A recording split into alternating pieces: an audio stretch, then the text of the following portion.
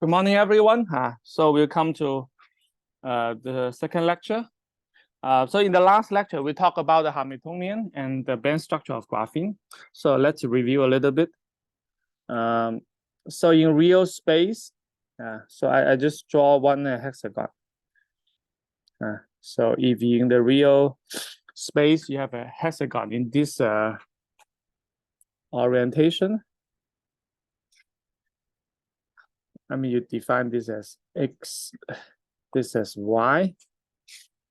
Then in the K space, the brilliant zone will be something like this.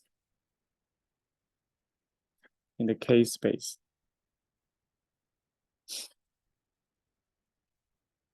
So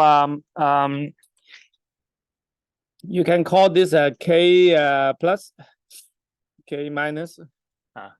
It's up to you to give a name to the values. Okay.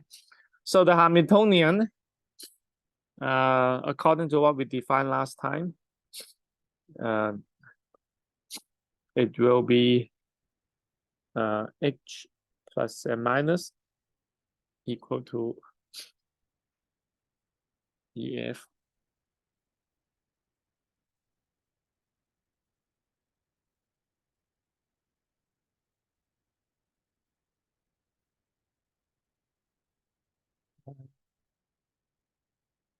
Okay, so this is the Hamiltonian, and VF is the Fermi velocity, equal to 3/2 AT over h bar. Okay, and we can rotate it for 90 degrees. You can, I mean, there are two ways to view it. You can view it as actively rotate 90 degrees, or passively rotate the coordinates by negative 90 degrees. Either way is fine. Either way is fine. So if you rotate it, then let's say if you actively rotate it, so the Y is rotate into the X part. So the Y will become the X. And then this X, if you actively rotate it, it becomes the negative Y. It becomes the negative Y. X become the negative Y. Okay, so if you rotate it this way, means you rotate this whole thing. You mean you rotate this whole thing like this. K plus, K minus. And then the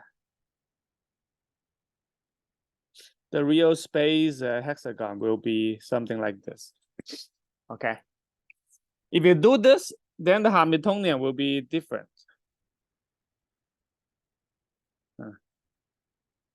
So all you need to do, you just do this, Y become X.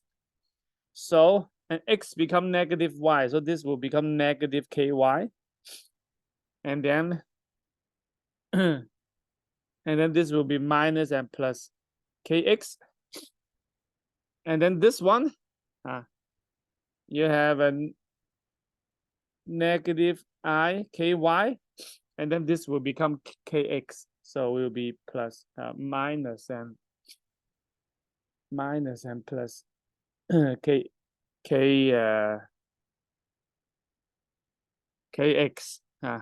Y become X. Okay.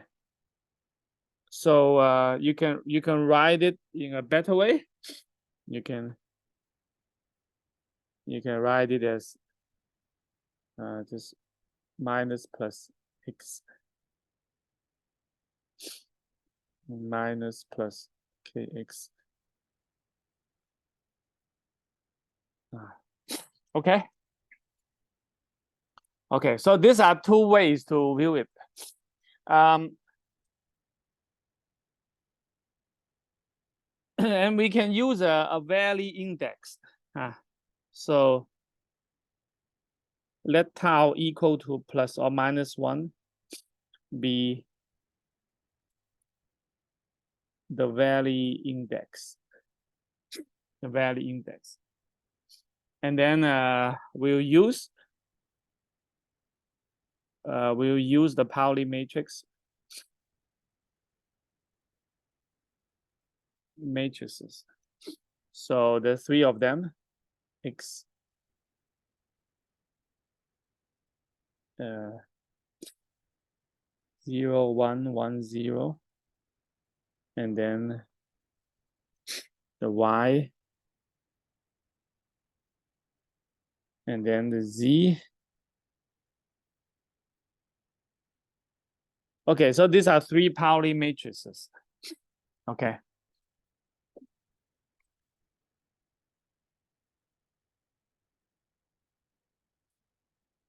Here are some properties of the Pauli matrix that you you can keep in mind. That is all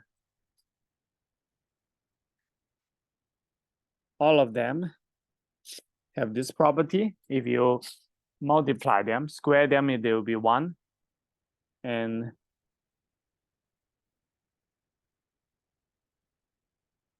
if you take the anti-commutation and the commutation, then they follow this property.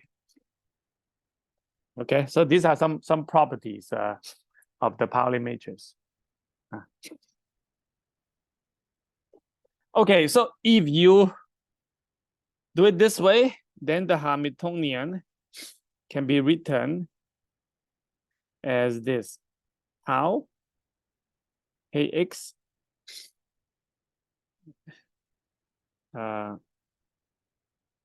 ky.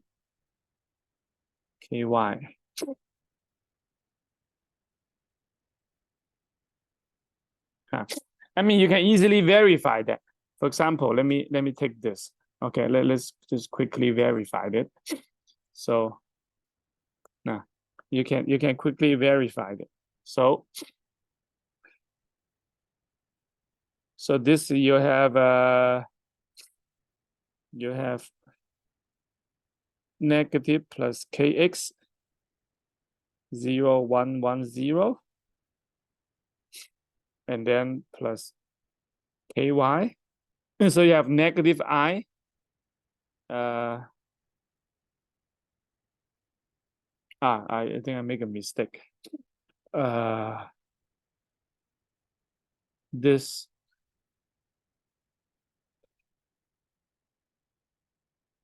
x. This is plus. This is plus. I mean, these two are complex conjugate with each other. So this is plus. Yeah, plus, because x become negative y. So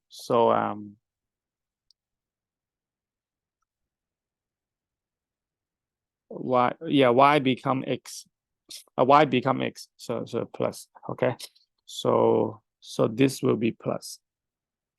So you have negative I. Anyway, you just follow this change of the x and y, then you go from here to here, you get it. I mean, here you can already see these are complex conjugate, so they're always complex conjugate with each other. So you can use this to check whether you make a mistake or not. Yeah. Okay. So this is the right one, complex conjugate. So you can write it this way.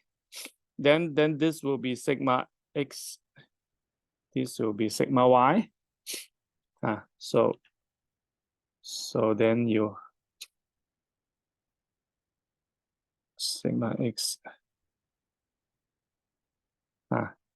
Then you use the tau to denote this. Then you get this. Okay.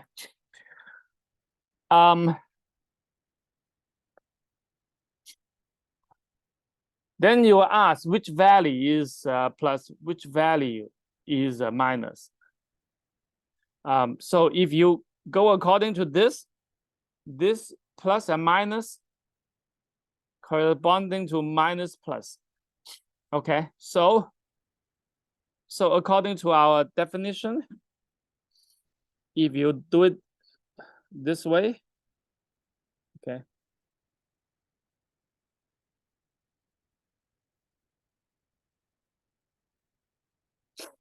You look at here.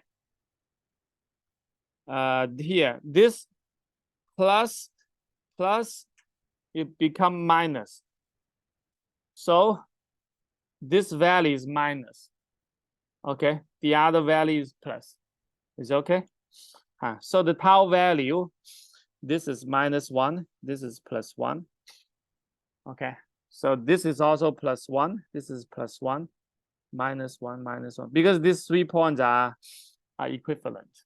Okay, they're connected by a reciprocal lattice. And these 3 points are also equivalent. Okay. Okay, so if you rotate it to like this, the original one, like this.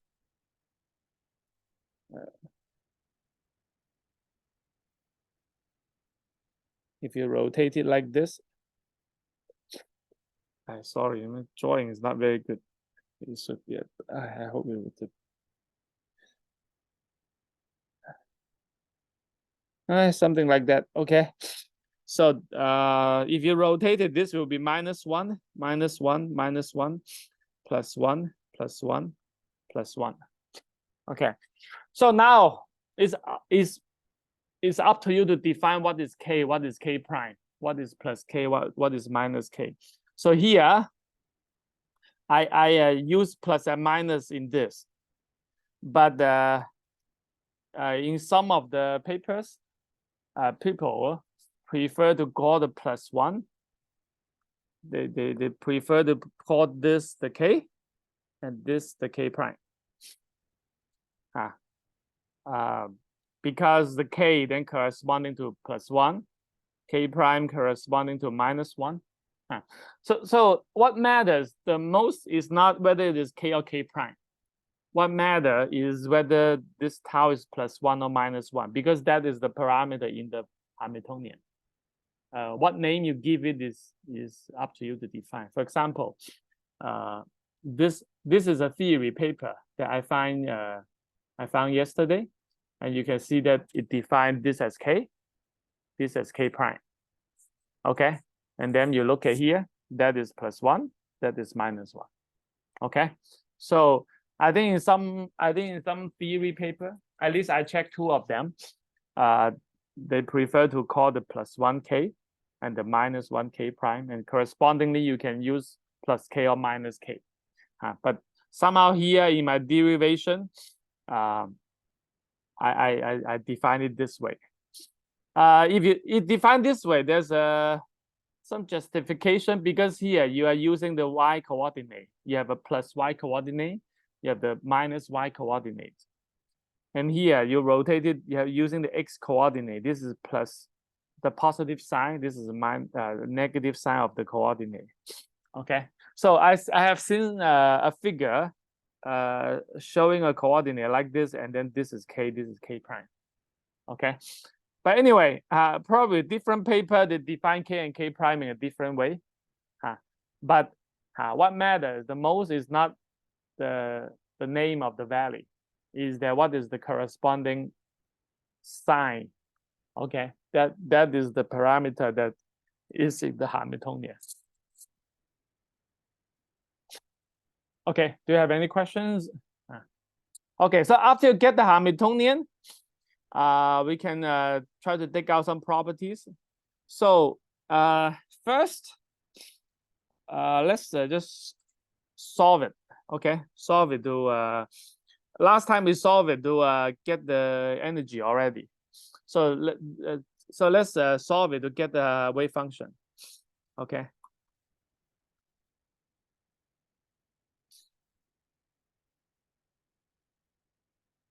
Okay, here generally this Hamiltonian, this k and ky, they are operators. Okay, generally they're operators. So, but if you have a plane wave in your wave function, then this k operator, they will become the eigenvalue. Okay, so it's up to you. Huh? So we will so let's say if you have if kx is an operator, if this is an operator, then it will become I d dx. This will be the operator. So the corresponding wave function will be I kx x. Okay.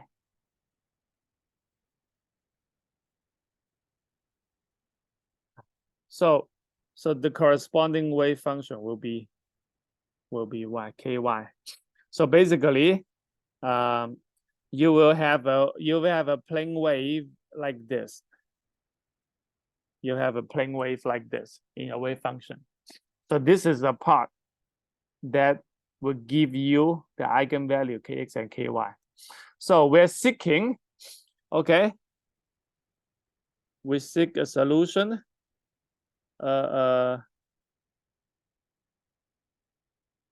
eigenfunction of E, and then you have A and B. So this will be the form of the eigenfunction. Your plane wave will give you this eigenvalue, and then this is the spinner that will be operated by these operators. Okay.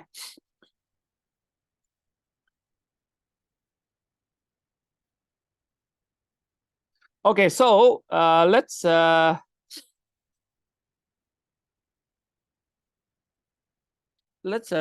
change a little bit the form of the Hamiltonian. Okay. So your Hamiltonian, let me see. Let me write it again. Your Hamiltonian has this form. How?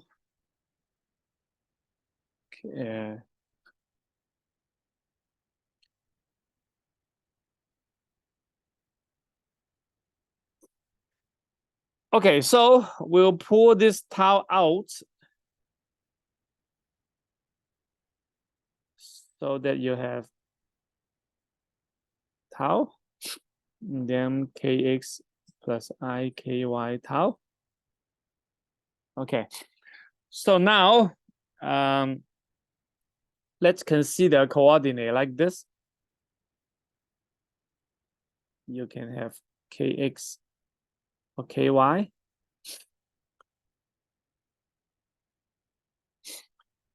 Okay, so let me see. If tau is positive, then you have an angle like this. So kx minus ky will be, use the plus first, will be E. Okay, k is the magnitude. Okay, k is the magnitude. And kx minus it will be the opposite. Okay, you just change it into the polar coordinate. Okay. Then what about minus kx plus ky? If you use minus, that means you are going into this side.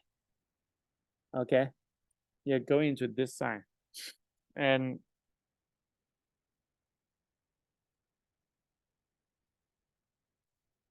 you're going into this. Let me see.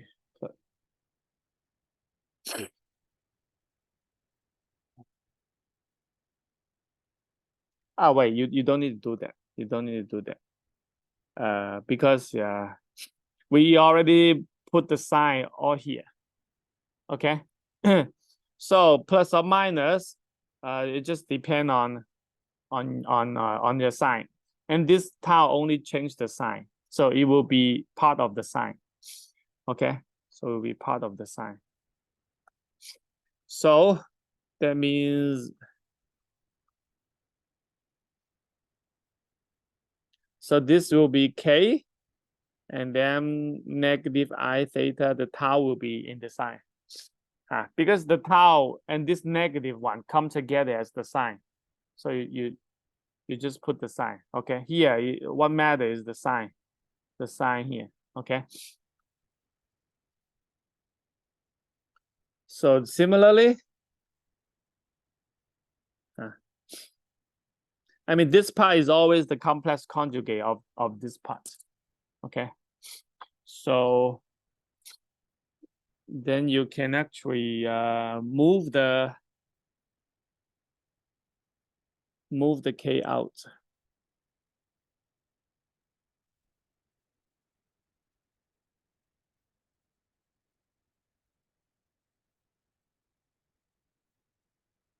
Okay. Okay. So this is the Hamiltonian in a polar coordinate form. Then let's solve it. Okay. So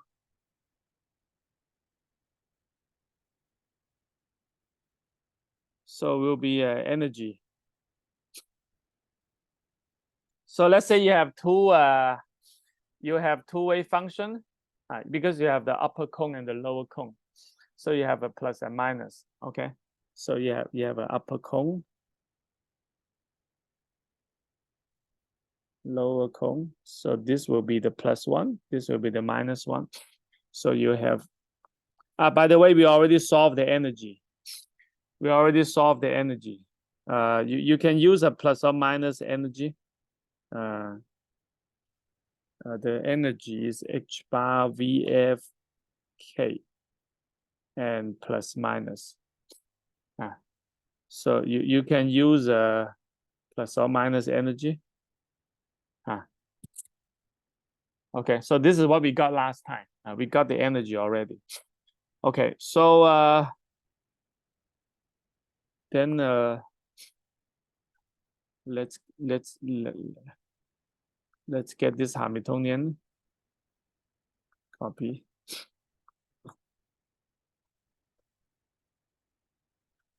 And then A plus and minus.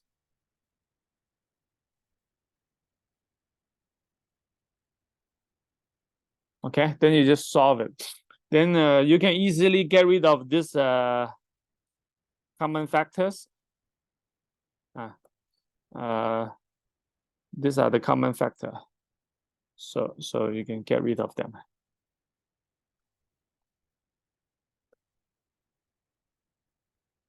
Okay.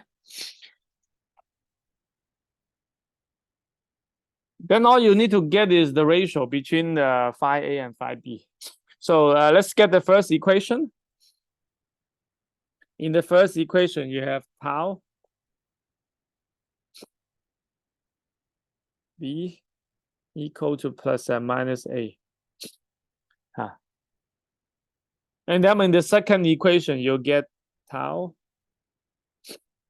A and plus and minus B.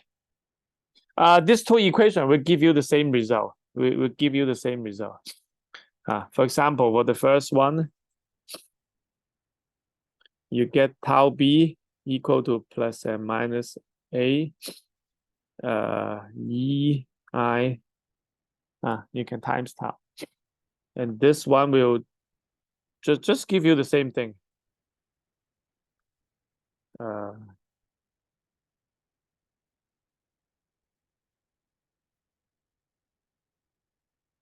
Yeah, these two equations give you just the same thing. Okay, that's normal. Okay, so the wave function will be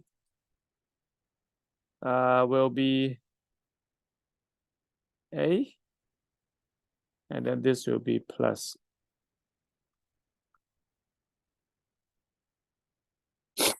So how do we get the phi A? Then you just use the normalization factor. You just use the normalization factor. Okay, so the normalization factor is phi A, this one, plus phi A, because the normalization condition. Right? No.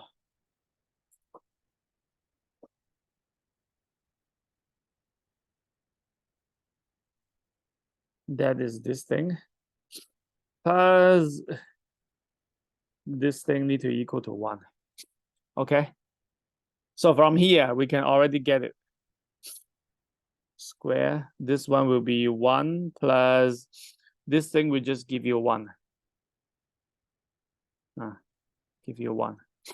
Okay. So will be just t. Of course, you can add a factor, a phase factor. It doesn't matter. So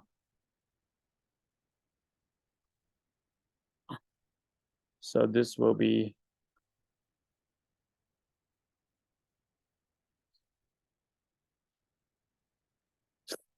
E.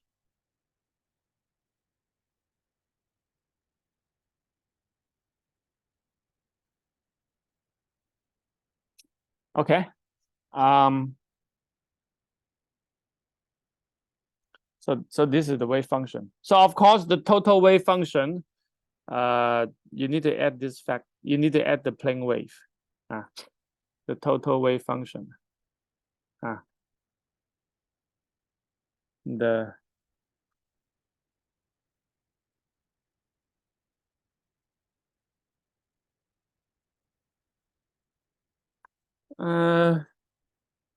will be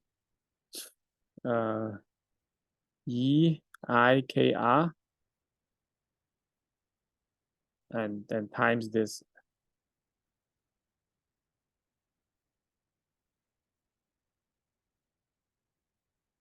Okay, so this is the total wave function. This is the spinner part.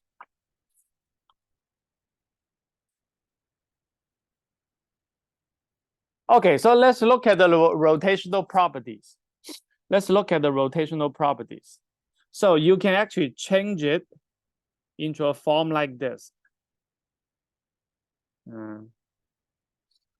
Okay, let's copy this.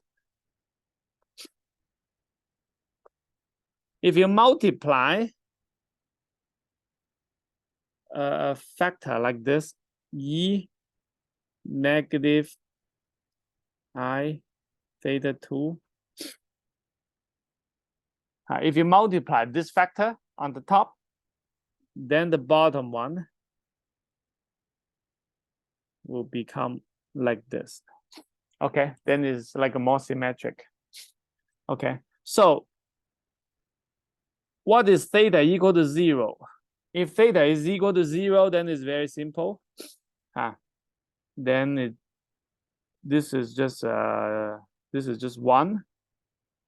Okay, and what is this? 0. This is just plus or minus tau. Okay, it's 0. Okay, then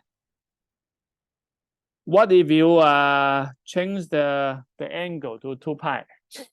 If you change the angle to 2 pi, then you'll find something interesting, because this will be pi. This will be pi. And then this will be plus or minus also pi. And what is this? This is -1. Okay, this is -1. And so this is -1. This is also -1. Okay, so -1 tau. So basically you have -1 times 1 plus or minus tau. So this is just this. Okay.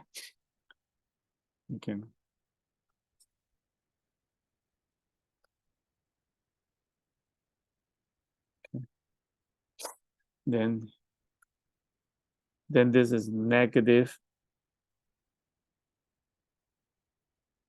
So you find that if you rotate the wave function for 2 pi, you get negative.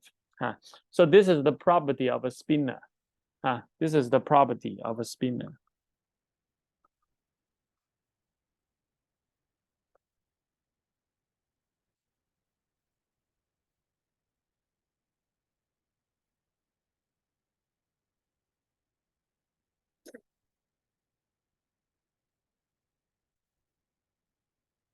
Okay, so basically, we solve the wave function. It has a plane wave part. I give you the momentum. It has a spinner part. Do you have any questions before we move on? Okay. If no, then let's look at the angular momentum property. So, angular momentum comes from rotational symmetry. Usually, you need to have a system with a perfect rotational symmetry so that your angular momentum can be a good quantum number. Okay. However, if you have a symmetry that is not perfectly rotational symmetric, but you have a, let's say, a threefold rotational symmetry, you can also define the angular momentum, but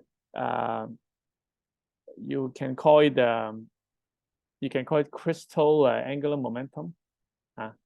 For example, let me give you an example. If you have translational symmetry,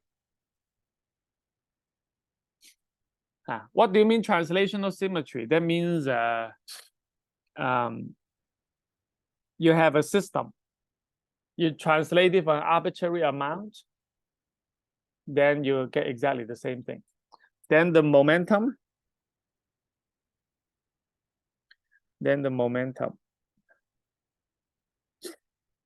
P is a constant of motion. So we know this.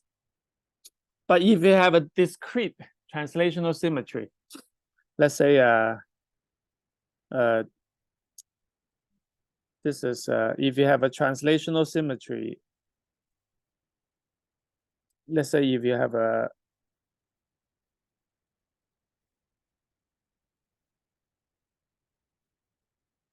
you can call on the lattice. Let's say you're on the lattice like this. So this is you can say this is a discrete. Discrete. That means you don't have the symmetry in every distance. You only have it on your lattice. Okay. Then P is no longer a constant. Is no longer a constant of motion, but you can define the crystal. You can define crystal momentum P. You can define it in a way that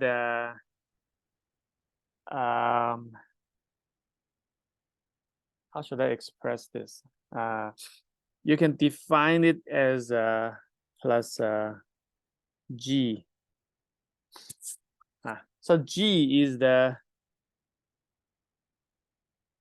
reciprocal lattice. Of course, I think you need to add the H bar. Okay. So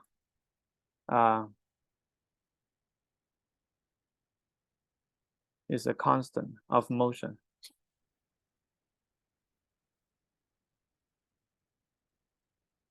But basically, that means if you increase the momentum beyond the Brillouin zone, then you have to subtract the reciprocal lattice to go back. Okay, so this is due to the discreteness of your lattice. You can still define momentum, but that momentum is not the same as the normal momentum.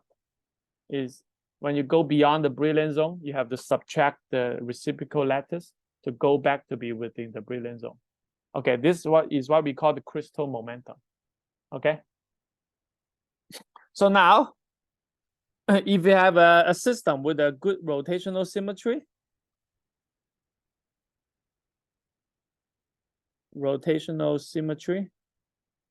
let's say you have a perfect rotational symmetry, then the angular momentum here, I call it J,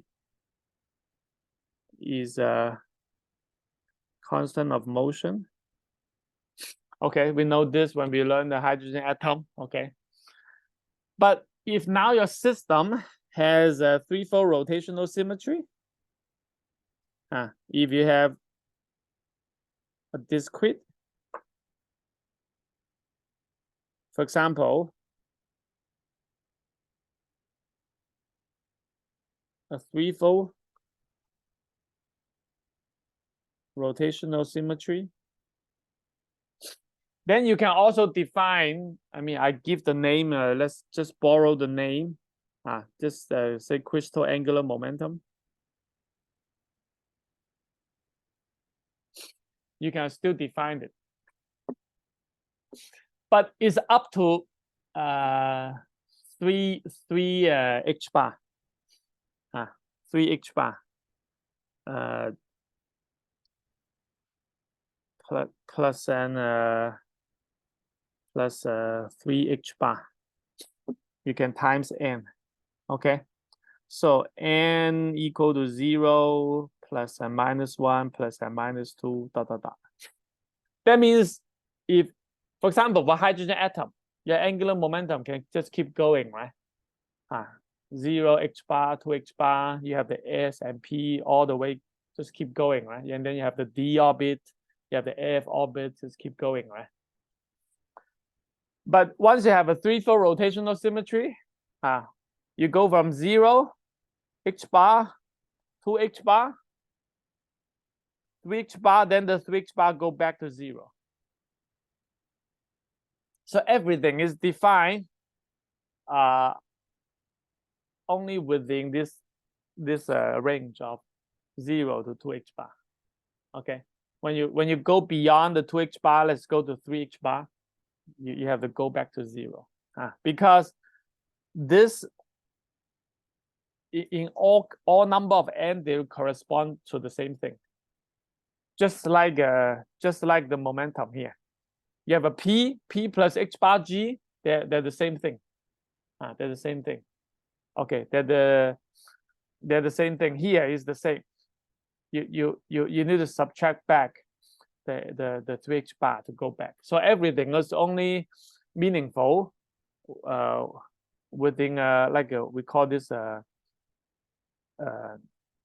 you can say this is a kind of a Brillouin zone, but in the picture of angular momentum. Okay, is it okay? So in this case, you can also define the angular momentum for graphene. Is okay? And actually, if you look at this Hamiltonian, you can already see the rotational symmetry here. Okay, the Hamiltonian shows the rotational symmetry because this is an effective Hamiltonian near the cone. So when you're close to the cone is spherical. But of course, when you move it away, then you have the trigonal warping. It shows something more like toward a triangular shape. But when you're close to the cone, it is spherical. So if you just use this effective Hamiltonian, it has the spherical symmetry. Okay. So since a Hamiltonian has the spherical symmetry, rotational symmetry, not spherical, rotational symmetry, then you will expect that the angular momentum will be a constant of motion. Okay. So let's check. You'll find something interesting when you check. So let's consider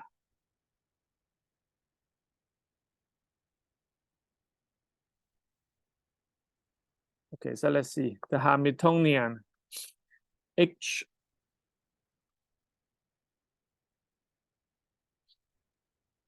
now.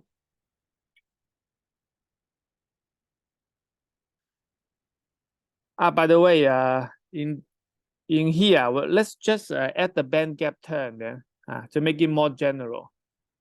Okay, you add this term Z, so that you add the band gap here.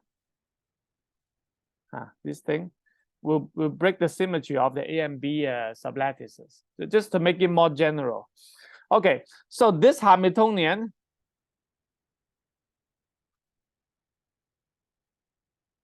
H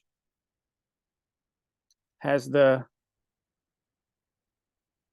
rotational symmetry. Rotational symmetry along the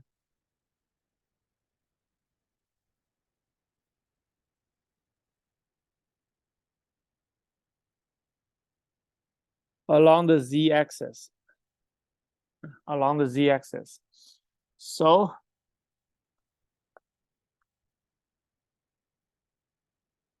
we expect the z component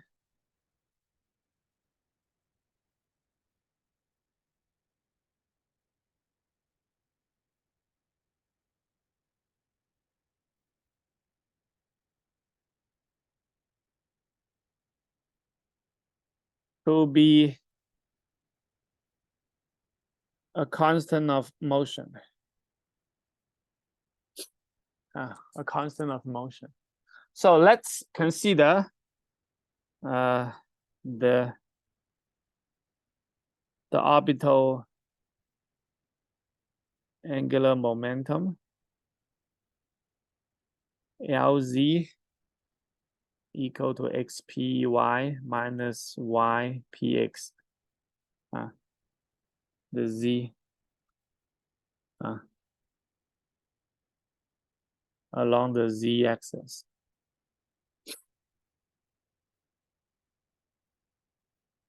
Okay, if you consider this, so let's do it. Okay, let's get the commutator to see whether they commute with each other. Okay, so you have the VF. You can H bar.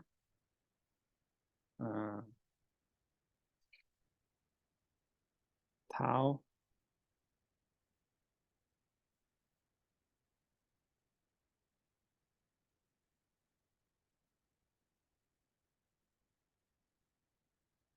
Z. So this will be X Py Px. Okay, you can see the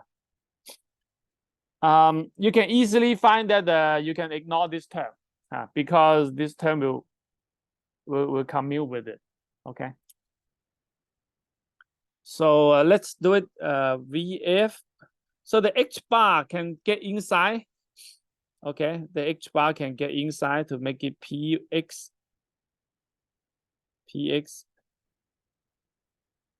And then this will be Py. Okay, then you have. Okay, this is one part. The other part will be this one.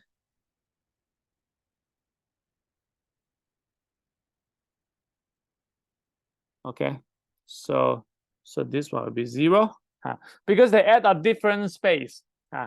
This sigma add on the spinner. This one add on the the space part of the angular of the wave function. So they always commute with each other.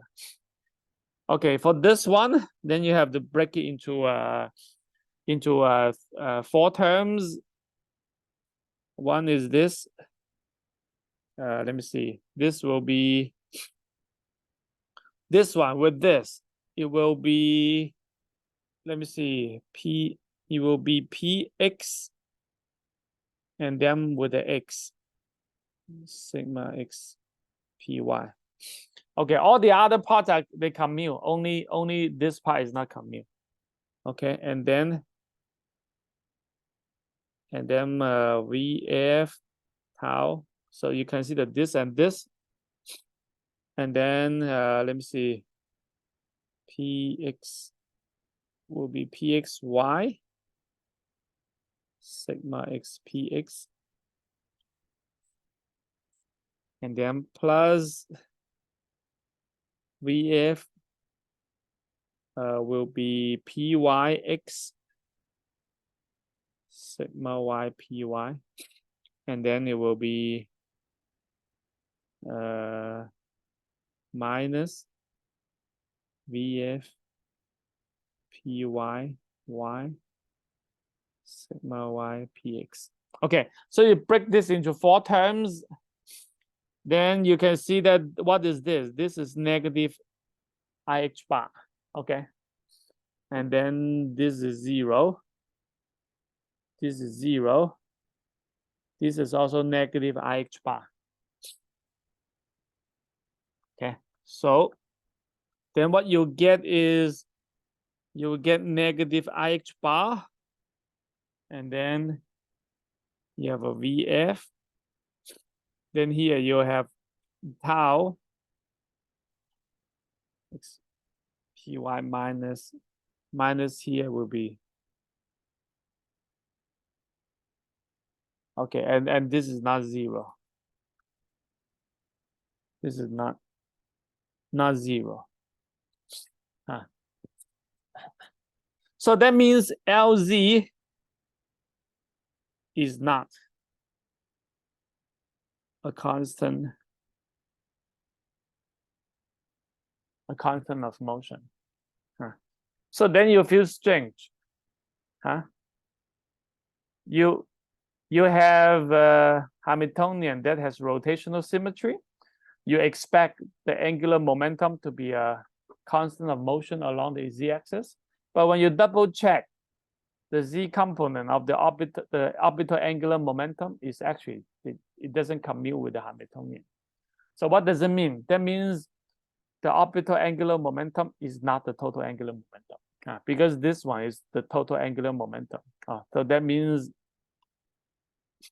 LZ is not the total angular momentum. We're missing something. We're missing another part of the angular momentum. You need to include that. Okay. So now let's define. Let's consider. Okay. Let's consider ZZ. We define this. People call this the lattice spin.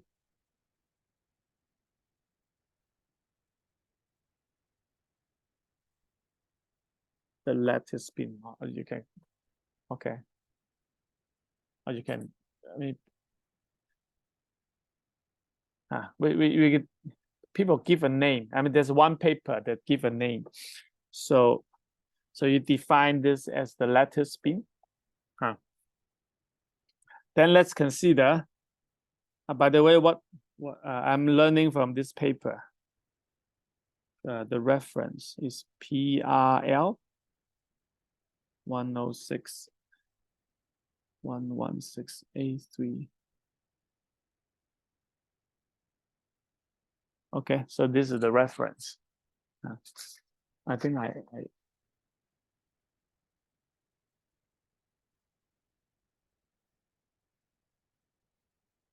do I have the paper? Here. Yeah, this is the paper. This is the paper.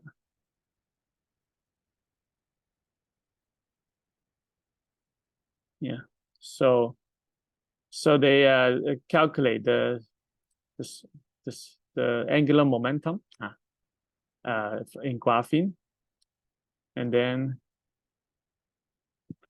I mean you can see that here they also define the K plus as this point with the plus tau equal to +1.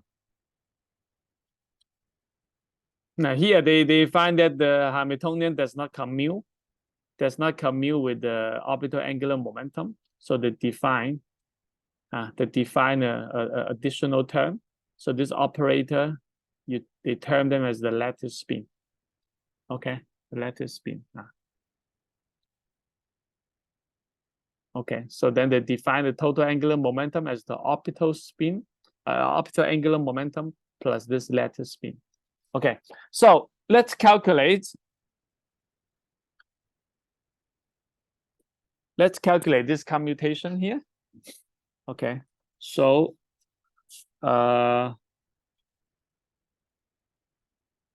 so you can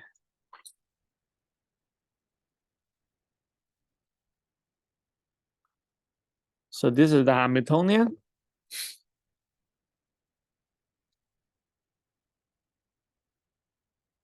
And then this is the lattice spin. It is important that the tau is here. Later you'll find if the tau is not here, it won't work. Okay, so then you do it term by term. Tau, sorry, VF. So here the tau will be square px h bar over 2. So here you will have this part, EF py.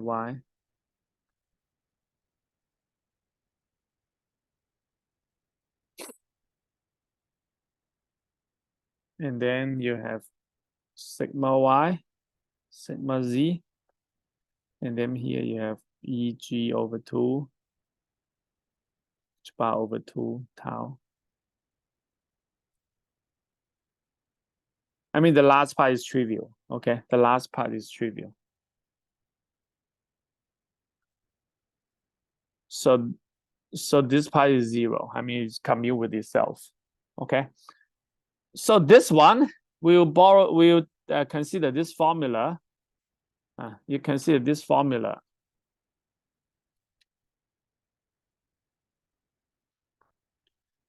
We use this formula. You use this formula. Sigma I j equal to 2I ijk. Okay, so this is the formula we'll use. So this one will be 2I, sigma will be xzy, epsilon xzy, and then it will be y. So basically this is, you can change x, y, z into 1, 2, 3. This will be 1, 3, 2. So 1, 3, 2 is basically the definition of this one is sigma ijk will be 1 for this for the cyclic order. Okay, for 1, 2, 3 or 2, 3, 1 or 3, 1, 2.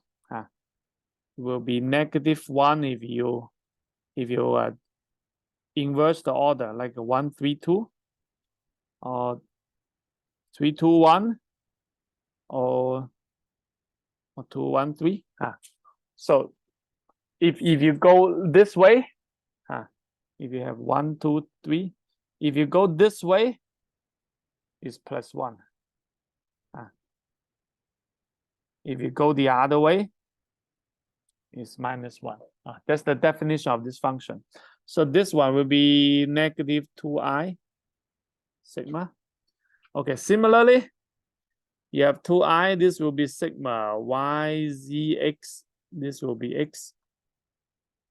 This will be 2, 3, 1. This is not sigma.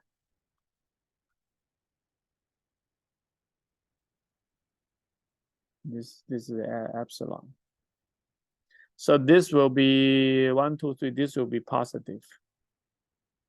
Okay, this will be positive. Okay, so you continue. Yeah.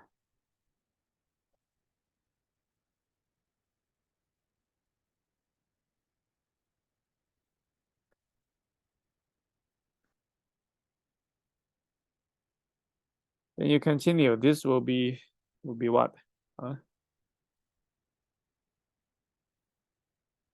Let me see.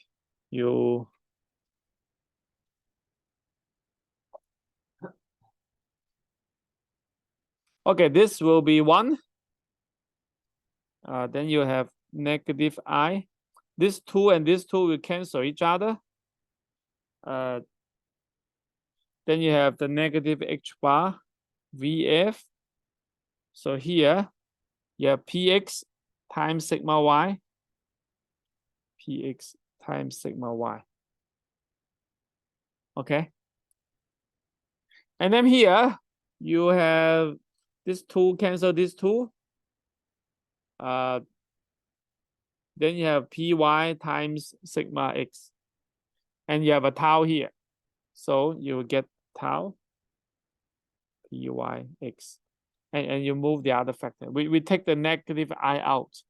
So here you become negative. And it's not 0. So just the lattice spin is still not 0. However, if you sum them together, LZ plus SZ, if you sum them together,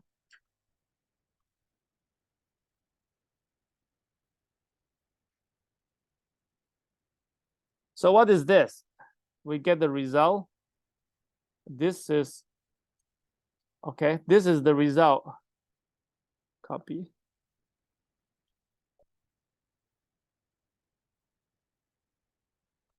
And then for the commutator with the SZ, you get this. Copy.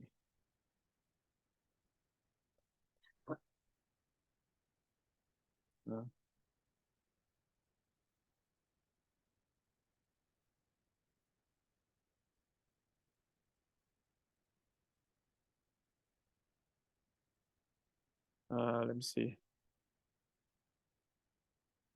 Yeah, then you get 0.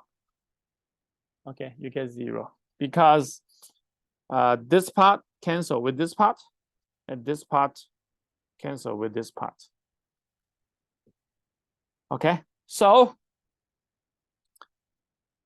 you define JZ as LZ plus SZ is a constant of motion. So this is the total angular momentum. This is the total angular momentum. And this is, so this is the orbital.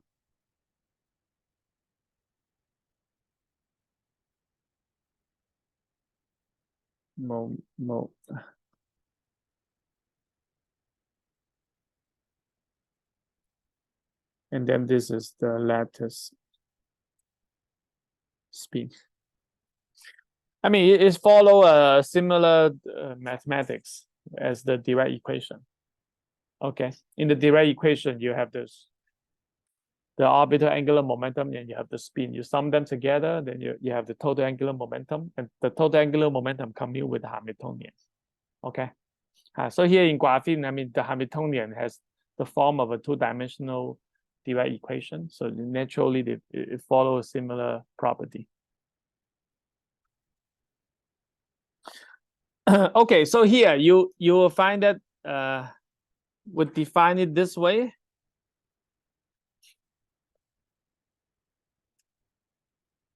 So from the tau, you can already see that opposite valley have opposite lattice spin. Because when you change the valley, then the tau change the sign. And this is reasonable because the two valleys that connected by time reversal symmetry. And once you apply time reversal symmetry operation, then the rotation is reversed. Then you get opposite spin. So this is reasonable. I mean, they're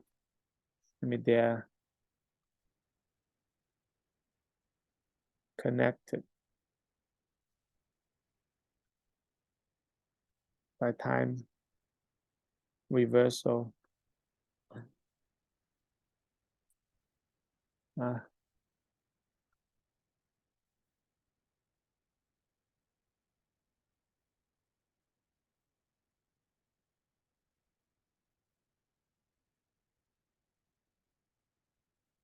Because they are connected by time reversal symmetry. Okay, so do you have any questions? Do you have any questions? Okay, so far probably they're all like too theoretical. Just the property of the wave function and the symmetry property of the Hamiltonian in graphene. So let's deal with something related to light. So we so far we haven't considered anything related really to light yet. So let's get the optical selection rule.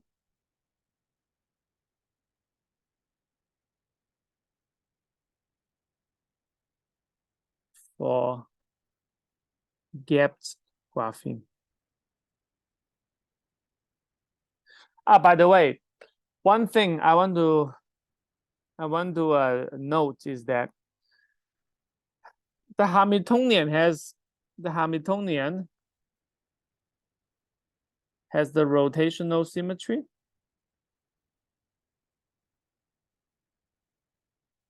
But the wave function EIK 1 tau plus or minus does not have the rotational symmetry.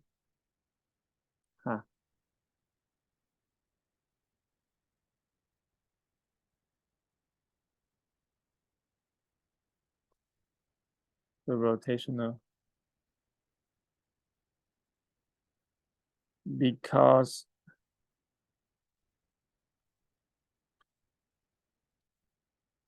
of this part. The Hamiltonian has the rotational symmetry. You can see from the Hamiltonian. However, if you get each wave function, since you already have you already use the momentum, the momentum as the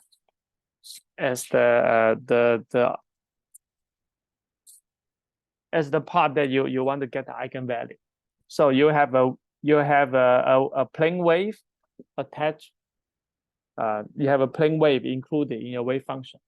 That means you already defined the direction. The particle is propagating in one direction. So this will break the rotational symmetry. Okay. So this wave function does not have the rotational symmetry. So what does it mean? That means in a cone like this,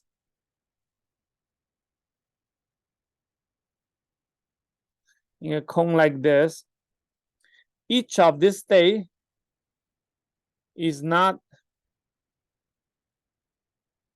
an eigenstate of JZ. So each of this state, they're not an eigenstate of JZ. The only state that is an eigenstate of JZ is in the middle. In the middle part, this part has the rotational symmetry. It is the eigenstate of JZ. But when it is away from the K point, when K is away from the K plus K value, K point. So there's no particular optical selection rules for this for this transition.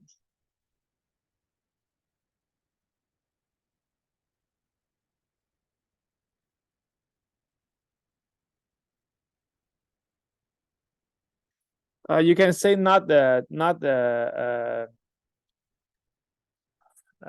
what should I call optical selection rule. I mean, no selection rules, because in order to have this selection rule, usually you need the angular momentum, because the left-handed light, left-handed photon, and right-handed photon, they have opposite spin. So if you don't have the angular momentum, then no specific no optical selection rules.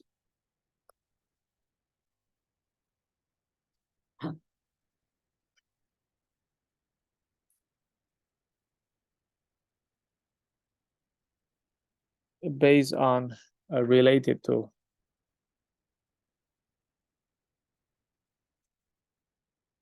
angular momentum.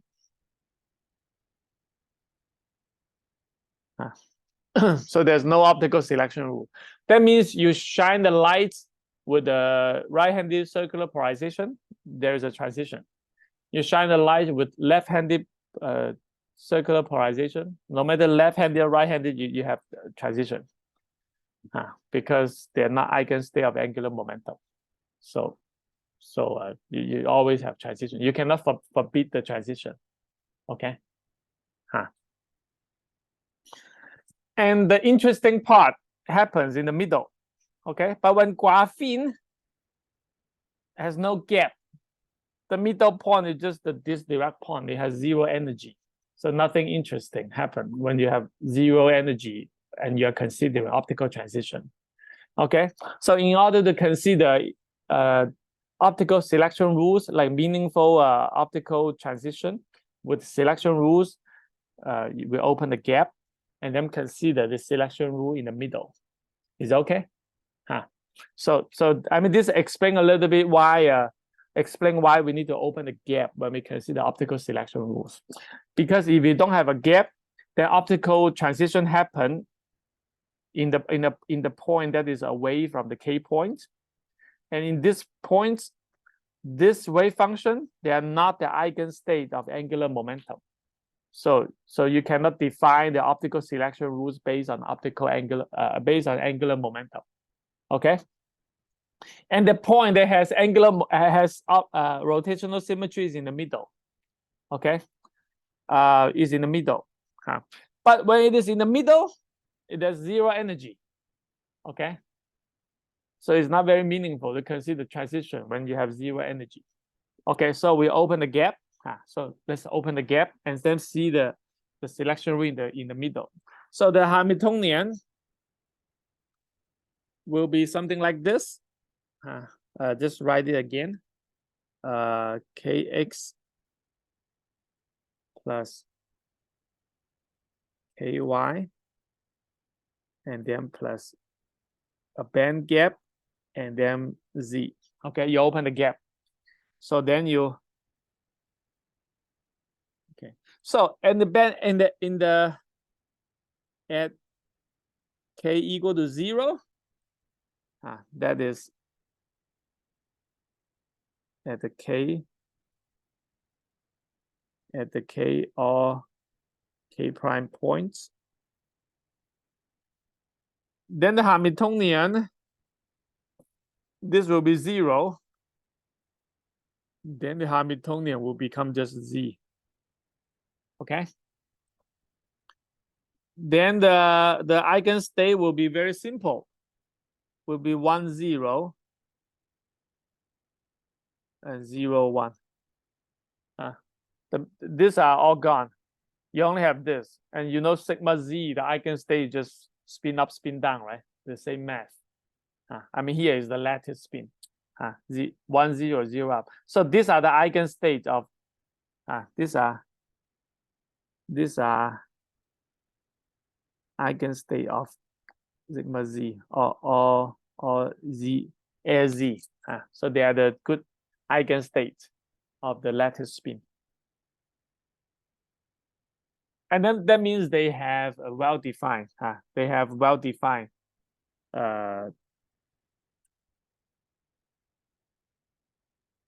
well-defined angular momentum.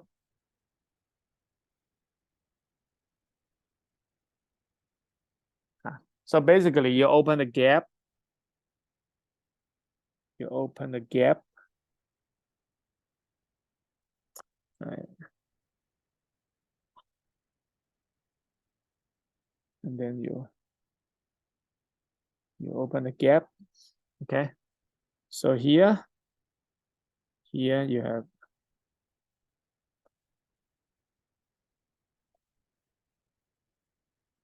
up.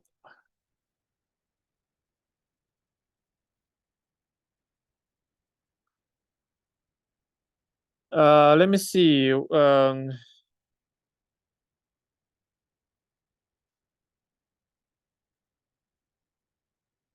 Plus, but on the this is on the opposite valley.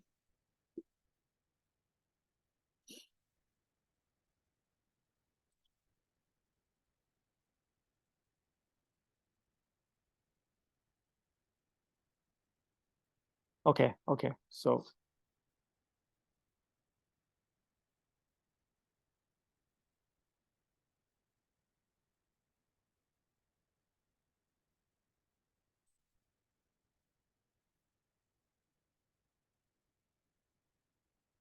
okay, you can see that. Let me see.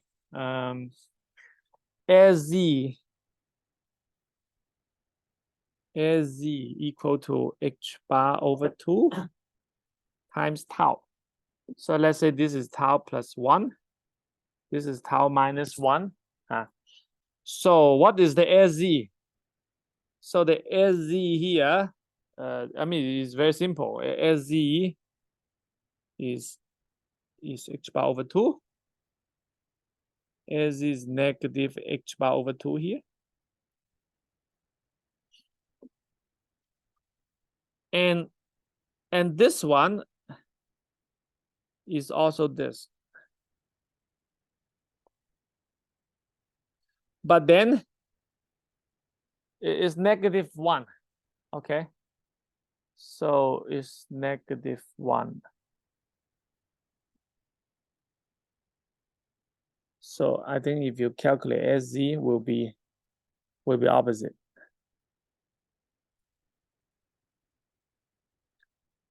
Okay.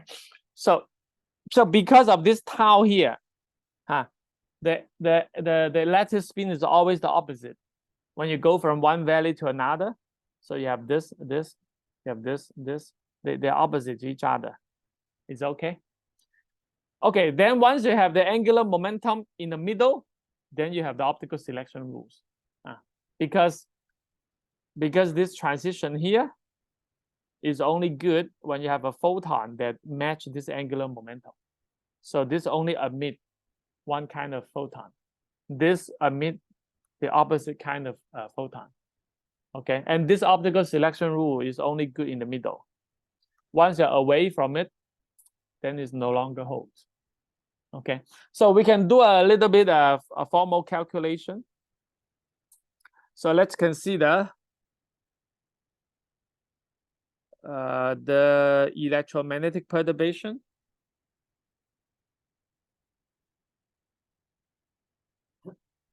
Then all you need to do is to change this into substitute this into the Hamiltonian. So initially your Hamiltonian is this h bar kx. Let me see. Let me see. Your Hamiltonian is like this. Okay, let me copy this.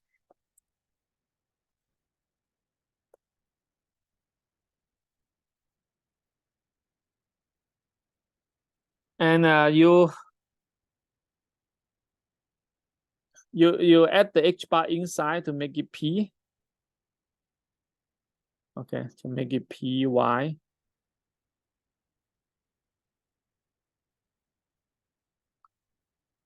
and then you substitute this. So with the electric field,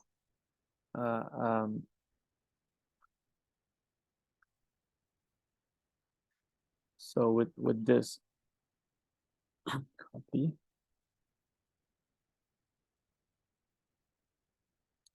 Then your Hamiltonian become, this will become Px plus E over CAX sigma x. Py will become Py plus E over C AY.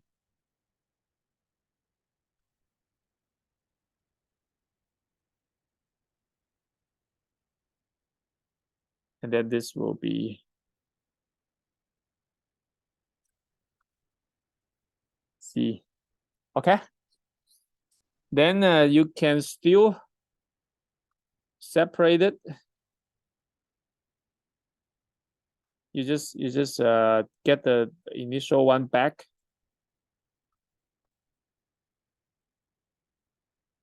And then you have VF tau E over CAX.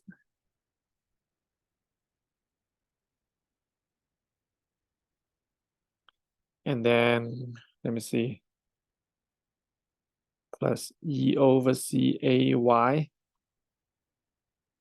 Okay, so this is just the original Hamiltonian.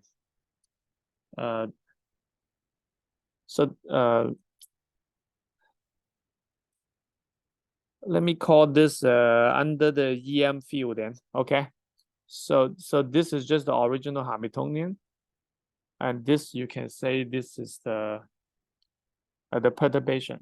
The perturbation. V as a function of t. Okay, this is the perturbation. Okay, so the perturbation term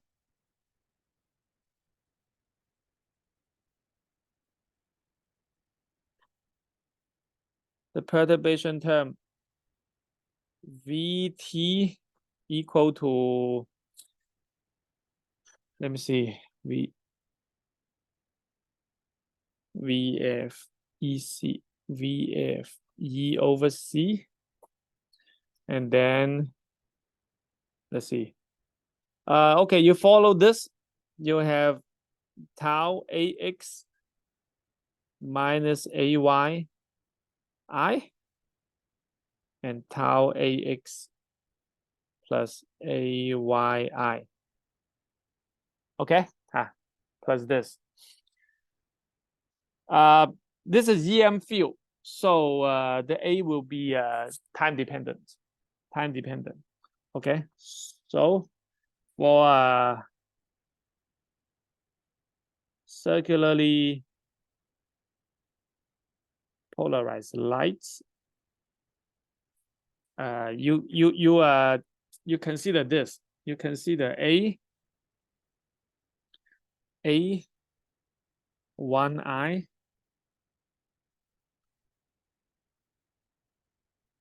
is the right-handed light.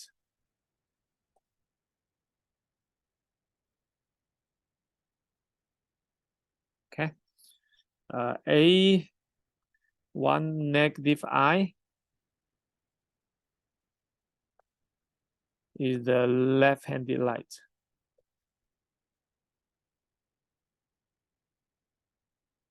Okay, so basically A rho I,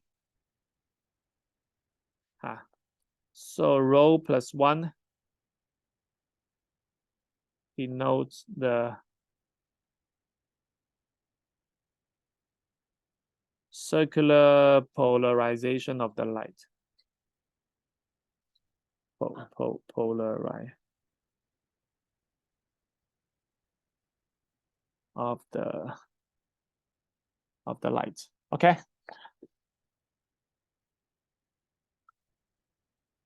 Okay, then we just put this inside.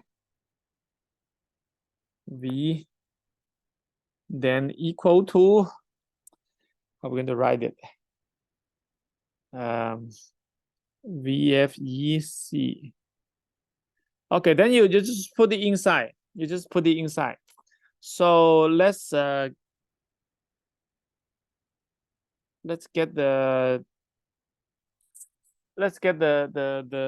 time dependent part out. So this is AX. AX just one. Just one. Okay, so 0, 1. We get the A out first. Okay, the A denote the magnitude. Okay, then this AX is just 1.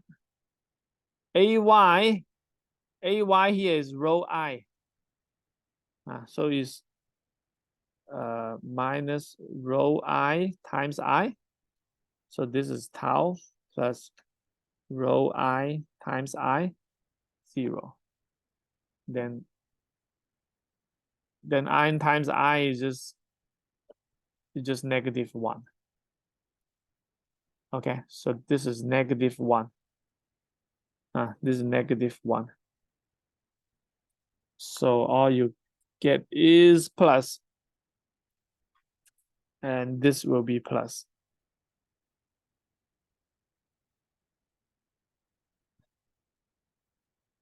Let me see. Plus. Let me see. Rho I.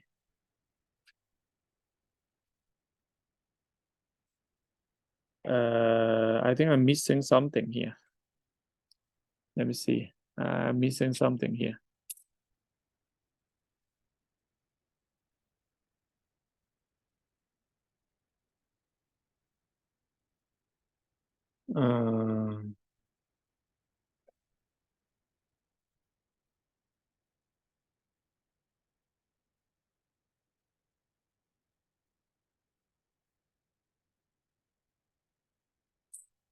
I think I'm missing something here.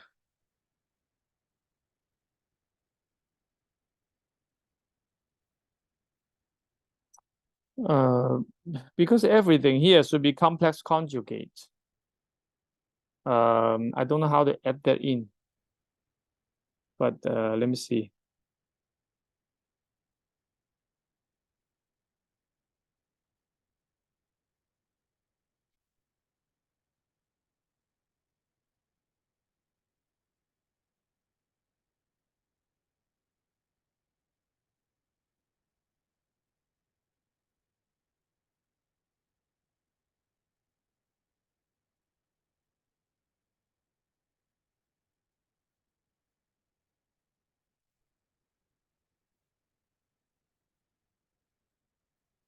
I think here somehow I'm assuming it is A is real.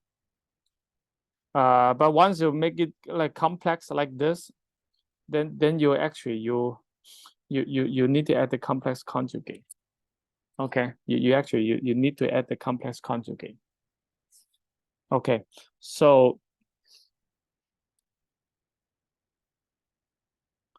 once you add the complex conjugate, then this will become minus. This will become this AY is this thing, is this thing. Then it become negative.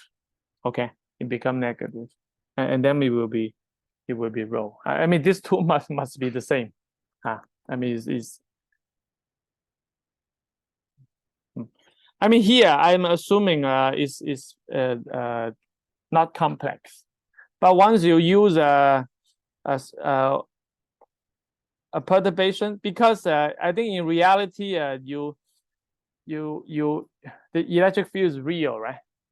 Okay, so you have another part to make it real, but here I only taking like one part. Okay, so when you add the inside, you have to have the complex conjugate to make this perturbation term Hermitian. Okay, so I'm missing some details here. Okay, so you have to have a complex conjugate to make it Hermitian. Okay, anyway, once you have the complex conjugate, then this term and this term will be the same. So you have this. Okay.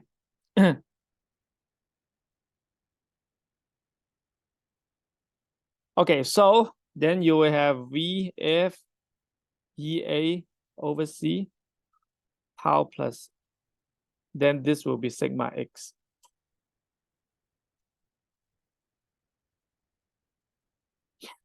Okay. Okay, then according to the Fermi's golden rule,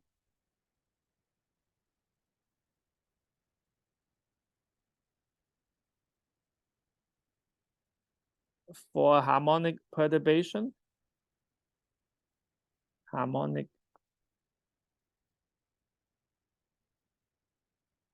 if you have a harmonic perturbation V equal to let's say V0, then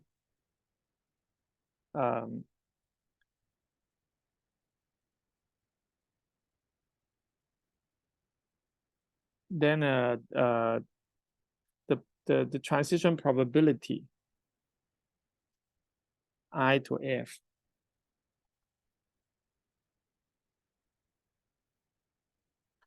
then will be the final state. Then this will be the V. I think you need to make an operator, make it operator.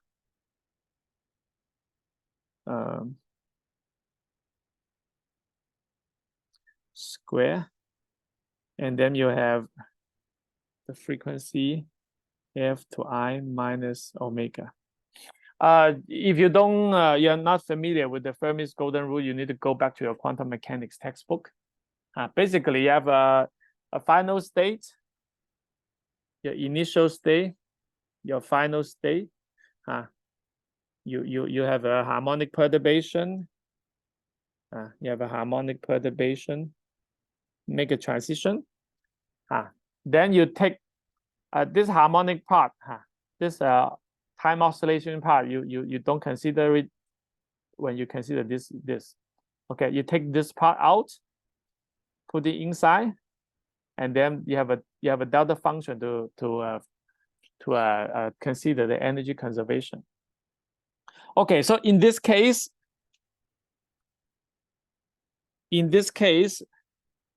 what we're considering is the plus, and then let me see. This is the V0. Okay, this is the V0. Okay, the V0. I mean, it's operator. So let's add the operator there, and then square, and we just assume that it fulfill the energy conservation. Okay, energy. I mean, you can add it here. Okay. So what we are considering is this part. So what is this part? This plus and minus, we already have the wave function here. This is the wave function. Okay, this is the wave function. Okay, so we just consider the wave function.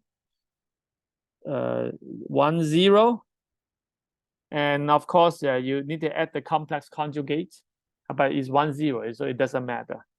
So V0, what is V0? V0 is this part. Copy.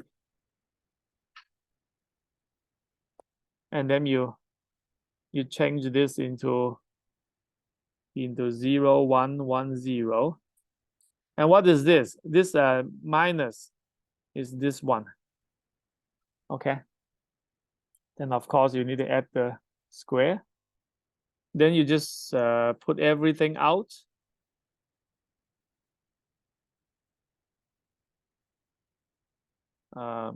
Square. Everything is square. Okay. Then inside is just 1, 0, 0, 1, 1, 0, 0, 1. And this is just 1. Yeah, this is just 1. Okay, so the probability,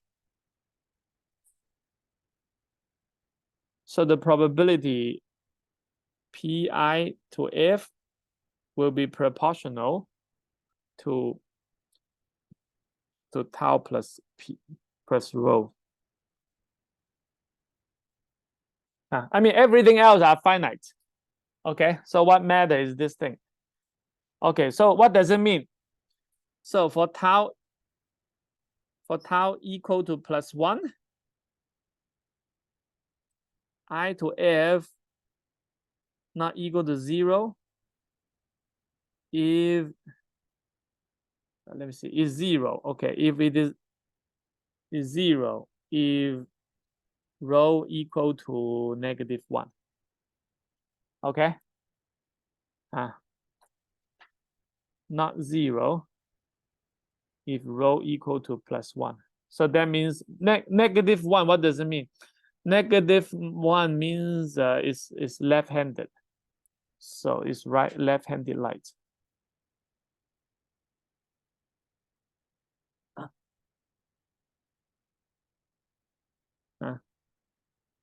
This is right-handed light.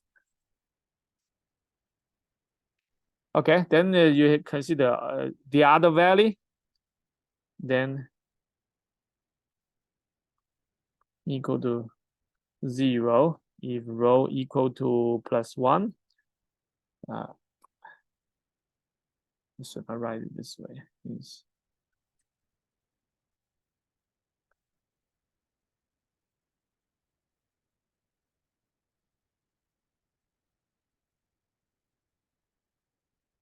okay, so you basically copy.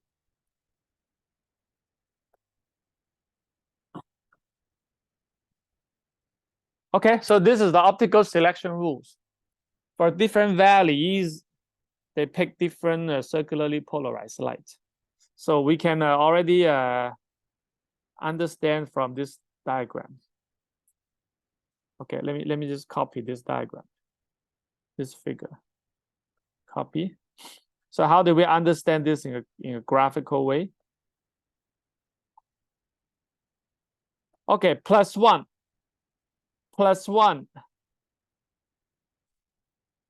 Let me see. +1.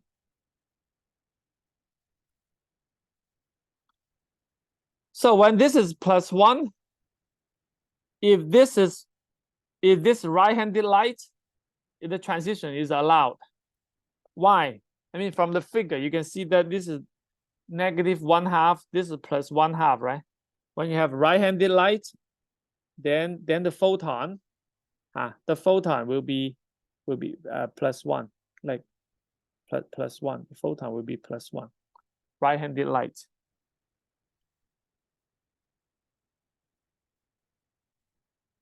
Okay, +1. Or plus h bar. Okay. But if you have negative h bar, if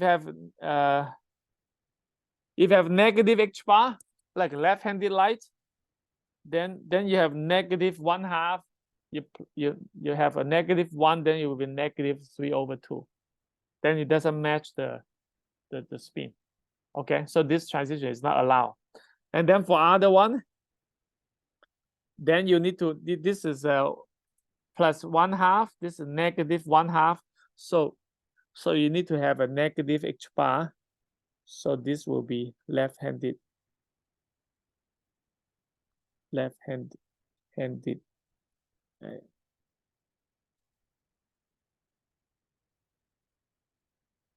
light.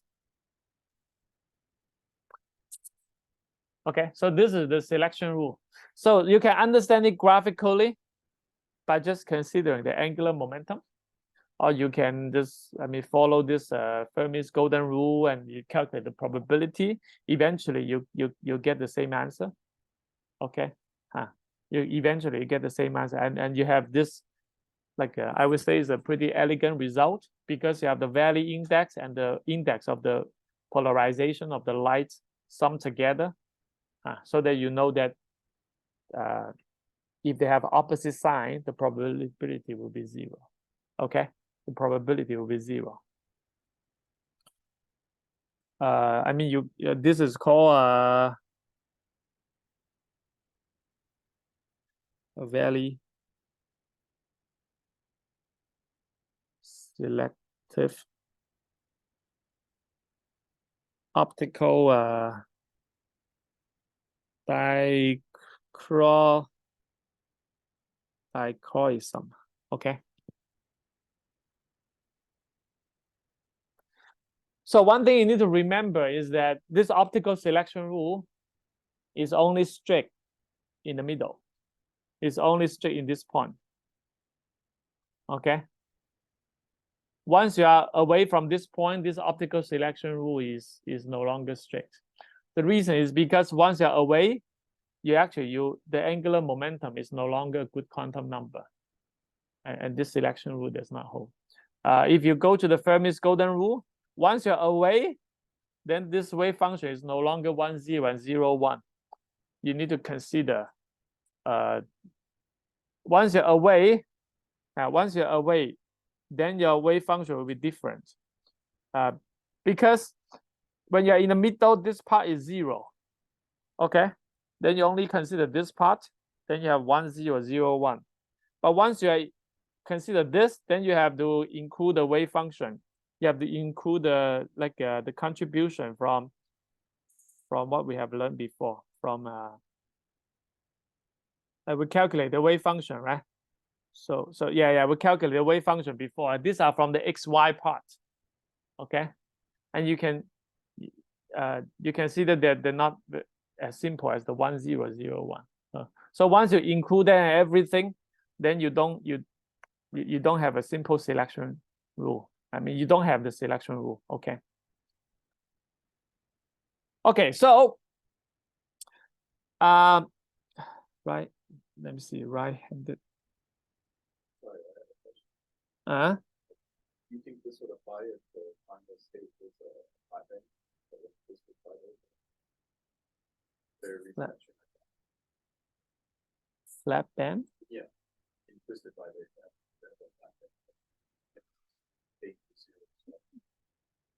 Be selectively slight. I mean, I think what matters is the Hamiltonian near the K point. You check the effective Hamiltonian. If it shows the form of a Dirac equation, then you have it. If not, then it's not. Okay, so I want to comment on one thing on MOS2. On MOS2, you have a selection rule that is a little bit different. Okay, so this is in graphene. Graphene is somewhat simple. So in MOS2, you have something that is a bit different. In MOS2, you solve the equation just the same because it's just honeycomb lattice. Everything is basically the same. But in MOS2, in graphene, both of this band, they are from the PZ electrons. Okay, and the PZ electron has they're just the same. Okay, the same character. But for MOS2, the conduction band and the valence band, they come from different orbits in the atom. So this one, we have an M equal to 2. This one we have an M equal to -2. So this M is the atomic orbital angular momentum. Because in MOS2, the electrons are in the d orbit. Okay, so in the z axis, they have an atomic angular momentum. So this M is 0. This M is 0. This -2. This is 2. Okay, so what matters is that the total angular momentum here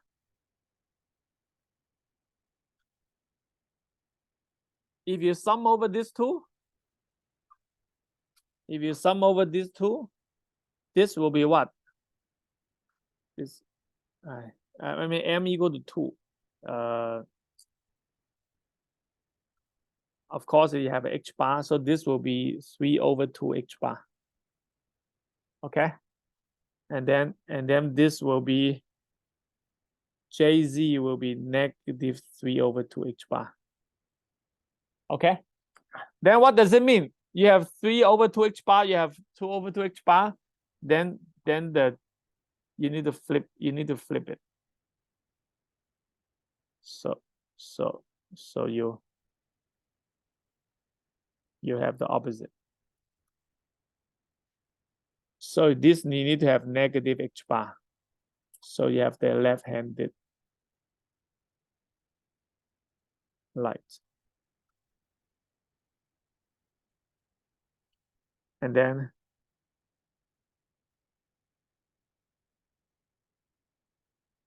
here you need to have plus. Then you have the right-handed. You have the right-handed light. Is it clear? Is it okay? But just because you have this additional contribution of the angular momentum from the d orbit, okay? So you actually you actually flip the selection rules.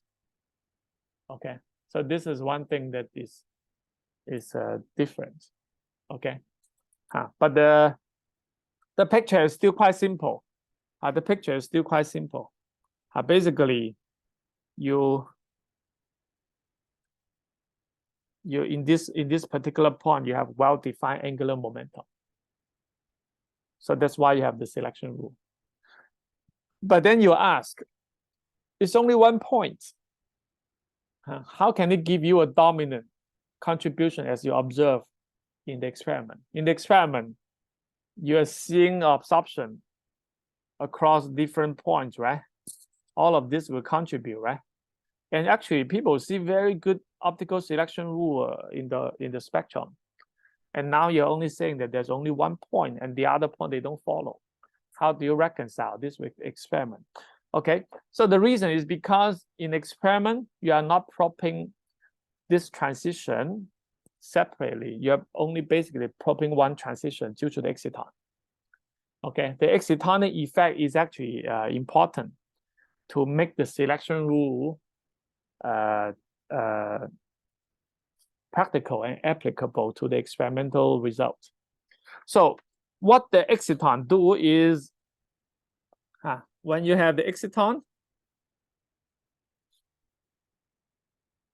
so what matter here is not which point, is that whether it have the rotational symmetry. Okay, what matters is whether that particular state has the rotational symmetry or not. So this one has rotational symmetry. I mean threefold rotational symmetry. Threefold. And this one does not. No threefold rotational symmetry. So the selection rule comes from the threefold rotational symmetry, not from whether it is away. Of course, it's away from the K point, it loses the symmetry. Okay, so this point has the rotational symmetry and it has well-defined angular momentum, and you have the selection rule. So if you have an exciton, so the exciton is formed by the linear combination of all this band. Okay. So an exciton by a linear combination of the states on the band, and the K of K prime exciton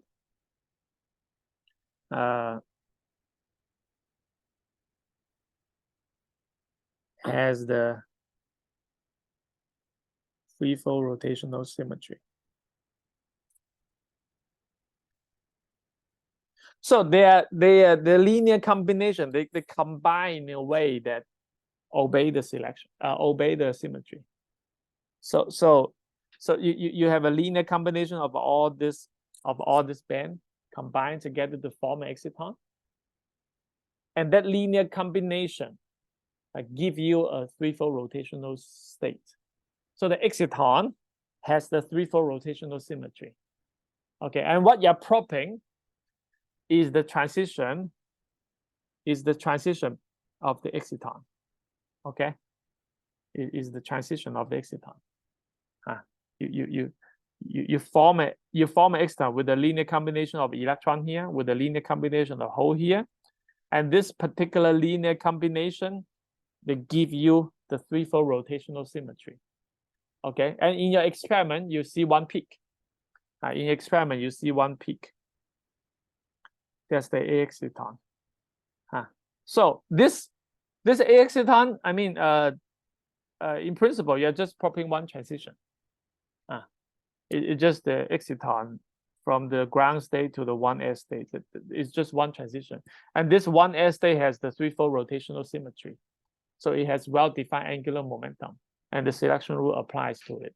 So in your experiment, in principle, you're not propping a lot of transition. You're not propping a lot of transition across different states away from the K point. In your experiment, you're only propping one transition. That transition is the empty state to the 1s state in your exciton. It's only one transition. And this particular 1s state is 1s state, right? You look at the wave function, it has the rotational symmetry. So it has, I mean, S already means it's an eigenstate of angular momentum, right? So it has the angular momentum. Okay. But of course here, the S state only means the envelope function of the exciton. But the exciton has the part that come from this Dirac equation. Okay, that come from the Dirac equation, and that part would give you the angular momentum. Okay, so basically, you get the selection rule at this point based on the Dirac equation. Okay, and you just know that selection rule also applies to the exciton. I mean, of course, if we want to learn the details of the exciton, there will be more mathematics. I mean, okay, but here I just want to give you a note that what we derive here for this particular K point is also applicable to the exciton. When the exciton is formed, it preserves the threefold rotational symmetry of the K points. That's why the selection rule applies also to the exciton, because it preserves the threefold rotational symmetry of the K points. In the experiment, you're not propping multiple transitions across different states. You're propping just one transition. In principle, just one transition. And it's you can say these are a lot of transition, but somehow they combine in a coherent way to give you just one transition. I mean, because exciton is a coherent linear combination of this different transition. I mean, this different transition combine in a coherent way to give you the excitonic state. Okay, I hope it's okay. And you get the idea? Okay, so basically, let me give you a little bit summary of today's lecture. In today's lecture, we continue on the Hamiltonian of graphene. Okay, so first you need to know that what matter in the valley is this valley index +1 or -1. Okay, so it basically shows +1 and -1 in this way. So it's up to you to define what is called K or K prime valley. The name K or K prime is not the most important. What matters is what is the valley index, that tau affects the result. Okay. So, and then after that, we calculate the wave function of the eigenstate. You have a plane wave part, and then you have the spinor part. Okay. So this wave function is not an eigenstate of the angular momentum because of this plane wave. You already select one direction, so this breaks the rotational symmetry. Okay, but in the middle, when this k is 0, then you have the threefold rotate. You have the rotational symmetry. That particular point is special.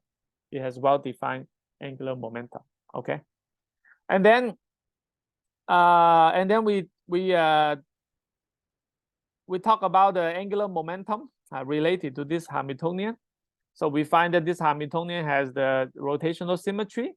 However, it does not commute with the orbital angular momentum operator.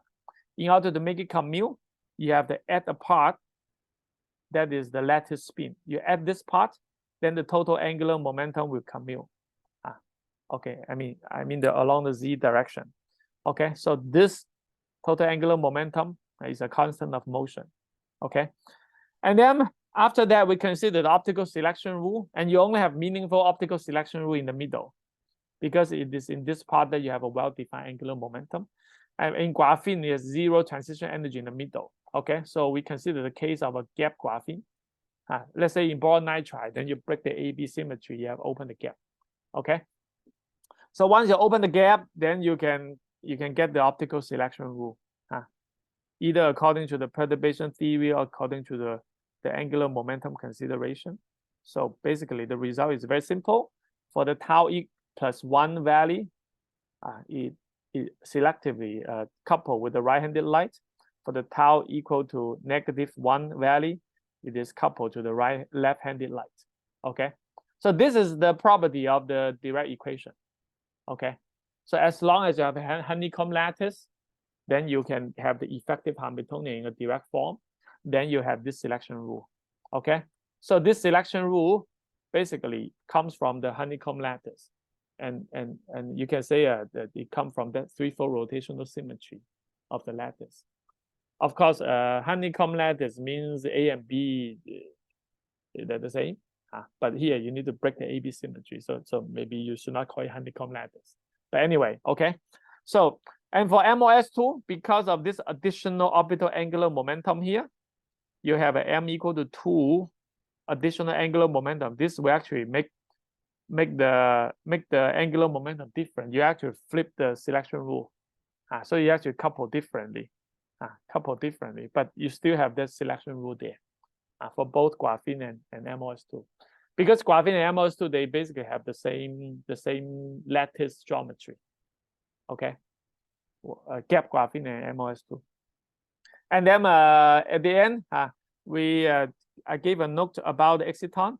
Exciton is a linear combination of all this thing. Although the selection rule is only good in the middle point, but exciton has a linear combination that preserves the threefold rotational symmetry. So it inherits that selection rule. So in experiment, that transition is in the picture of exciton, just one transition from vacuum to the 1s state. So you have the selection rule. Okay, so I think more or less this is the content of today's lecture, and I hope you learned something. And thank you very much. I have case of the graph. So if we consider some Dirac cone and the optical transition happens, which is a little bit away from the K point. Yeah. There will be certain optical selection rules with respect to the linear polarization. I mean, that is not optical selection rule. That is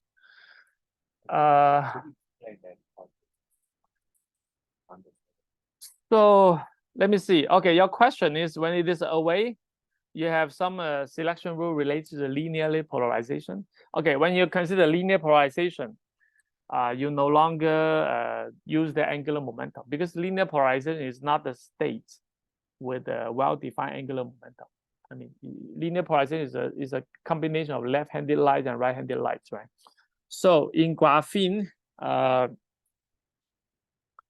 me see. In graphene, you can actually, let me see. Let's go back to this Fermi's golden rule. Okay, let's go back to Fermi's golden rule.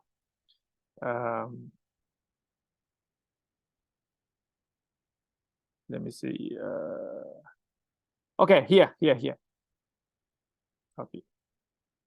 Okay, so let's consider linearly polarized light.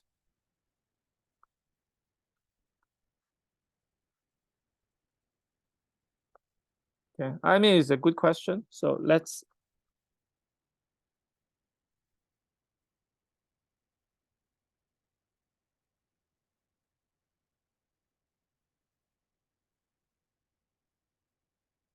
So the electric field is negative dT AT. Okay, so this is the relationship. So for linearly polarized light, so A, let's say is let's say x direction. Okay, let's just consider x direction. And then let's say this. Let's say this is a constant. Then after the derivative, you have A omega E.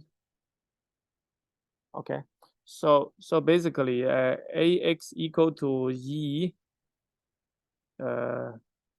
electric field then. Okay, electric field. I mean, if you assume this is E, then this will be negative omega. Okay, something like that. So AY is set it to be 0. AY is set it to be 0. Then the VT, it will be tau AX and tau.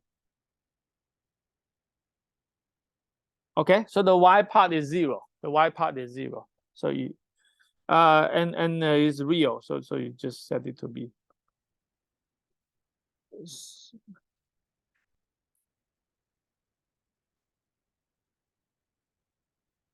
Okay, so anyway, I think what matters the most is, I mean, you still have this thing. You still have this thing. Okay. So what matters the most is not really here. Okay. So what matters the most is the wave function is different. Okay. So let me see.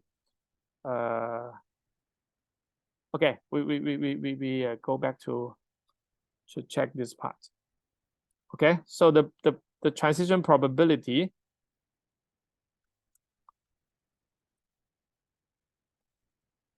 So let's focus on this part. So this will be plus, and then you have a VT. I mean, VT essentially is just a constant. Okay, it's just a constant. Okay. I mean, of course, you have the matrix thing here. Okay, so let's consider that. Then you have to use the wave function. Let's go back to check the wave function. We already get the wave function. Let me see. Here is the wave function. Okay, so let's get this wave function. Let's get this wave function. Copy.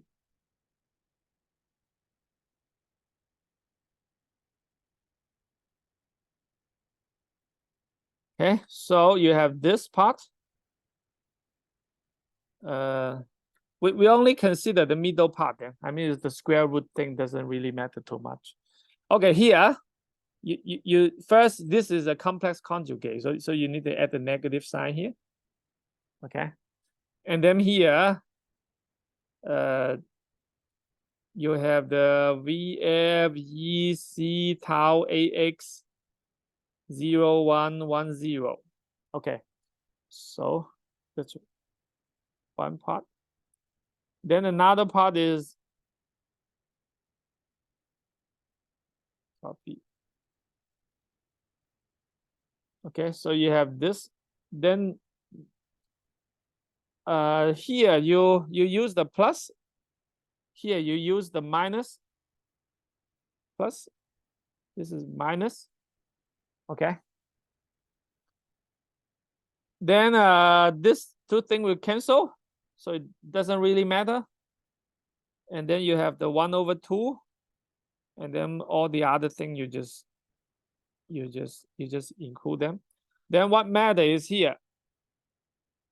Okay, this thing and this matrix and this together, what will you get? You will get this one times this. You get E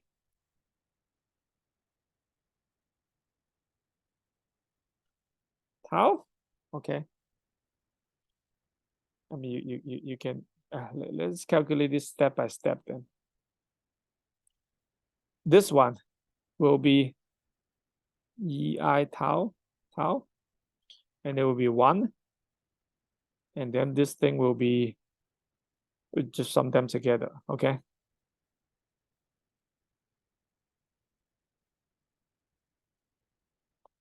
Okay, so you have tau, let's times 2.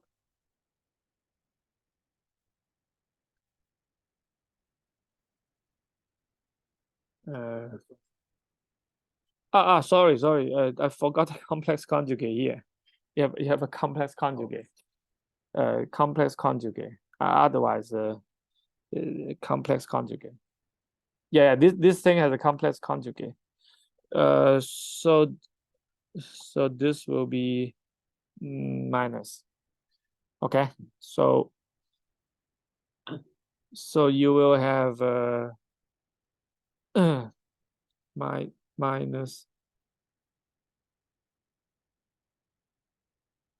You can have a minus here. Okay, so what is this thing? This thing I think is I think this is sine theta. Let me see, is it? So this equal to cosine plus.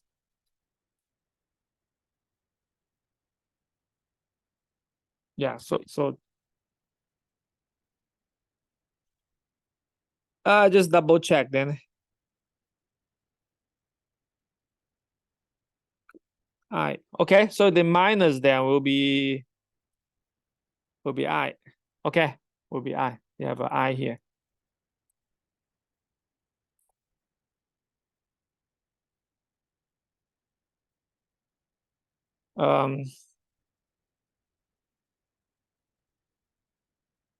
Okay, anyway, so what matters the most is this factor. What matters the most? All the other things are just constant related. Okay, so eventually, this thing eventually will be proportional to this square. Okay, that's the key result. This will be the key result. Okay. So what it means is that if you have a graphene like this,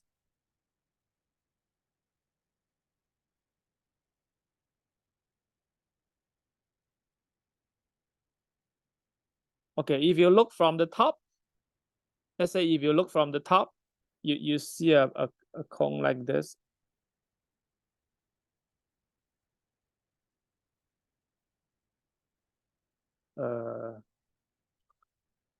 Let me draw it better. So you have X, you have Y. Okay, so if you look from the top, you have X, you have Y. Okay, now you shine the light. You shine the light. Or you can say this is the electric field direction.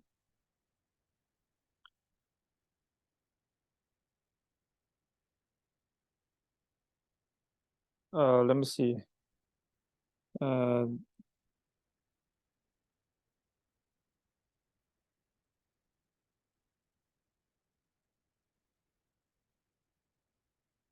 We're considering the X direction already. Okay, we were, the electric field is already defined in the X direction. Okay, we already set it to be X direction. Then the transition of this point, theta, the transition probability I to F, that means this transition is proportional to this square. Of course, once you have the square, then the tau doesn't matter anymore. Whether it's plus or minus, give you the same result. Okay, so that means that means when theta is 0,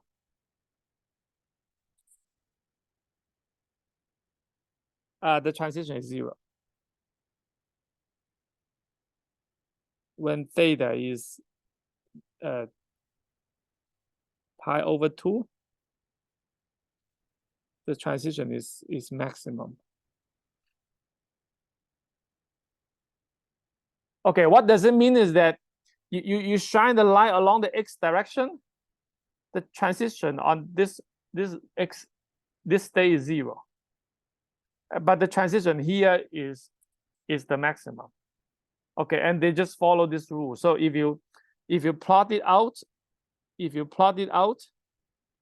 like the electric field is here, then you plot this function. It will be I think it will be a function like this, like this.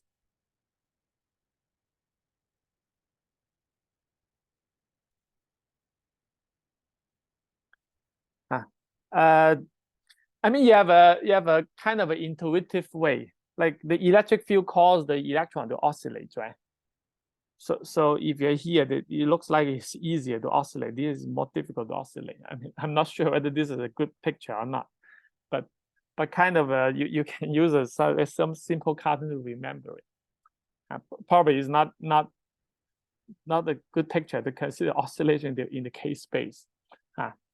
But the result basically show you that you shine the light along here, the transition here is 0. I mean, usually transition is related to how easy the electron oscillates along the electric field direction. Okay. And here on this tangential space, this electron is easier to oscillate. This is more difficult. So if you say there's an optical selection rule, along linear polarization, then in this point is 0, and on all the other point is finite, and it follow this this function sine theta.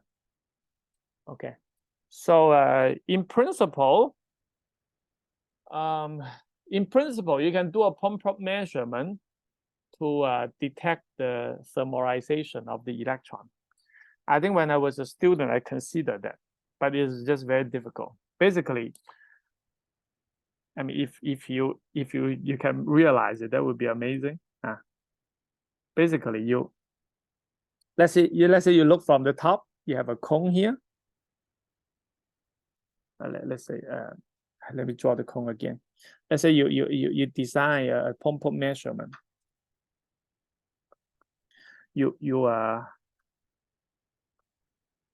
Let's say you do a pump probe. You pump it with a you pump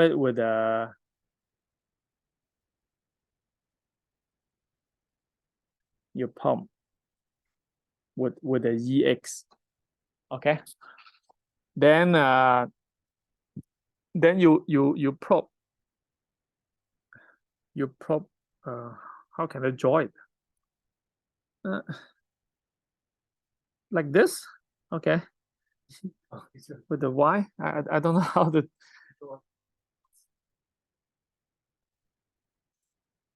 EY. Okay, if you look from the top, okay, you look from the top. So your graphene is here. You have a piece of graphene. You pump it with the EX, and then you probe it with EY. Okay, let me just draw it with a different color. I don't know how to draw it better. Okay, maybe this way. What is a good way to draw in the Y direction? Something like that. I hope you understand. You get the idea. So you draw it like this, X, Y. So when you pump it, then you only excite the electron here. You excite a lot of electron here.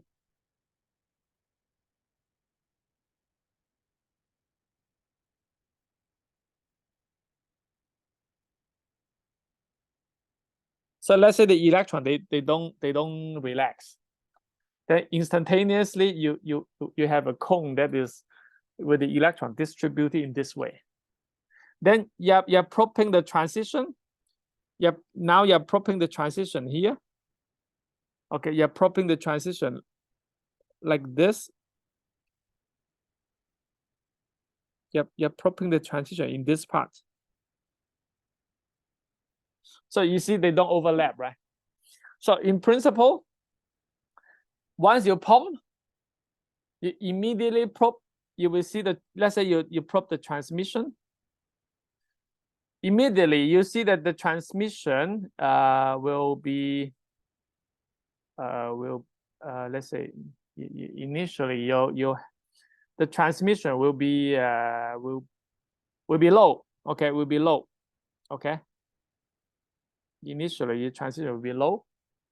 Let's say here will be low, and then because you're mainly probing the transition in this part, and they're not blocked. There's no Pauli exclusion principle. They're not blocked, so the transmission will be low because you absorb the light.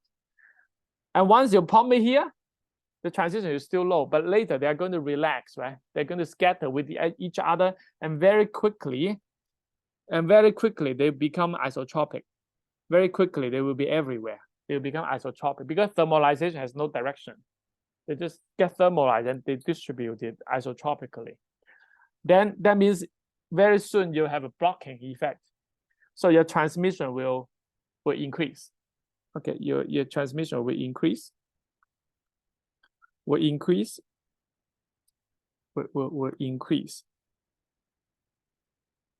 Okay, this increased time will be the thermalization time. Like how fast the electron gets thermalized. That is very fast. That is very fast. If you have a pulse that is short enough, let's say you have a pulse that is 3 femtosecond or 4 femtosecond, very sharp, then you might be able to resolve this thermalization process. Then you see a rise time that is longer than your pulse width. Then you can measure, oh, this is how fast the electron get thermalized. And of course, later they're going to relax back. Then you have the transition. Then the transition is blocked again. Then all of this relaxation later, they will be due to the cooling of the electron. They will be in a longer time scale, relatively long time scale. But this part is very fast, and this part you can use that to probe the thermalization of the electron because of this dependence on polarization. Dependence on polarization. So in principle, if you do a XY pump probe, like EX pump, EXY pump probe, you will see one rise time. If you see the XX, if you see XX, then you should see another one. You should see the blocking that is faster. So you will expect a blocking that is slightly faster. This is XX. If you pump with the X, probe with the X, they get blocked very fast. You see a rise time that is faster. If you pump with X and probe with Y, you see a rise time that is slightly longer. So that gap between them will give you the thermalization time. Okay, that is one experiment that based on this little bit knowledge of the dependence on the polarization. No, I don't think so. I think this is just too fast. At least to my knowledge, I don't know. And one paper has been said that the experimenter is exactly the same, but as you said, this rise time is not useful. Huh? So this experimenter connected is same as this. I think that is very fast. Yeah, but they didn't see that right. So they didn't visual this part. You know. Yeah, I think it's practically almost impossible because I know electron get thermalized very fast, probably within a few femtoseconds. But in attosecond laser, your energy is too high. You're away from the directron. So that is very fast. Unless you have some way to make the electron interact, like make them collide less frequently. Maybe you add the screening, add a lot of screening, so that the electron they don't interact with each other that much. So to slow down the thermalization to resolve it. Otherwise, this is very. When I was a student, I kind of consider a little bit about it, but it's just very difficult.